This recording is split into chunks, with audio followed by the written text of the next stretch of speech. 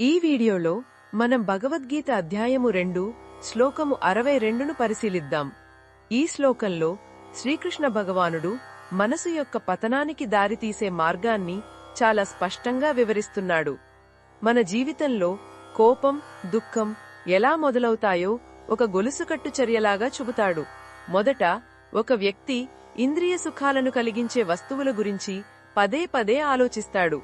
అది ఒక ఖరీదైన వస్తువు కావచ్చు, రుచికరమైన ఆహారం కావచ్చు, లేదా ఏదైనా ప్రపంచ సంబంధమైన విషయం కావచ్చు.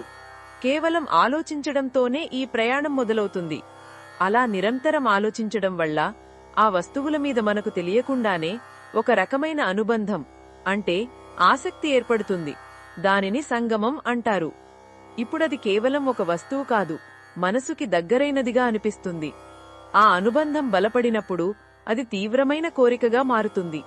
ఆ వస్తువు తనకు కావాలని, తనకే దక్కాలని ఒక బలమైన వాంఛ పుడుతుంది. దీనినే కామం అంటారు.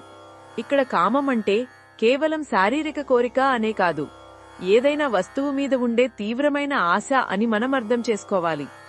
మరి ఆ కోరిక నెరవేరకపోతే ఏమవుతుంది? అక్కడే కోపం పుడుతుంది. మనం ఆశించింది దక్కనప్పుడు మనకు నిరాశ, అసహనం, చివరకు తీవ్రమైన క్రోధం కలుగుతాయి. మనం ఇతరుల మీదో లేదా మన పరిస్థితి మీదో కోపడతాం. భగవంతుడు ఎంత చక్కగా చెప్పాడో చూడండి. సమస్య బయట వస్తువులో లేదు, మనసులో మొదలైన ఒక చిన్న ఆలోచన చివరకు ఎంత పెద్ద కోపానికి దారితీసిందో. శ్రీకృష్ణుడు మనకు ఇస్తున్న సందేశమిదేనండి. మన శత్రువు బయట ఎక్కడో లేడు, మన ఆలోచనల గొలుసులోనే దాగి ఉన్నాడు. ఒక ఆలోచనను మనం అశ్రద్ధ చేస్తే అది అనుబంధంగా, కోరికగా, చివరికి మన శాంతిని, సంతోషాన్ని నాశనం చేసే కోపంగా ఎలా మారుతుందో ఆయన మనకు కళ్లకు కట్టినట్టు చూపించారు. కాబట్టి మనసులోకి వచ్చే ఆలోచనల పట్ల మనం చాలా జాగ్రత్తగా, ఒక సాక్షిగా ఉండాలి. ఆలోచన దశలోనే దాన్ని గమనిస్తే తర్వాతి అనర్థాల గొలుసును మనం ఆపవచ్చు.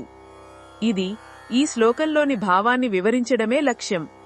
మరిన్ని భగవద్గీత శ్లోకాల అర్థాన్ని తెలుసుకోవాలంటే మా తదుపరి వీడియోలను తప్పకుండా చూడండి.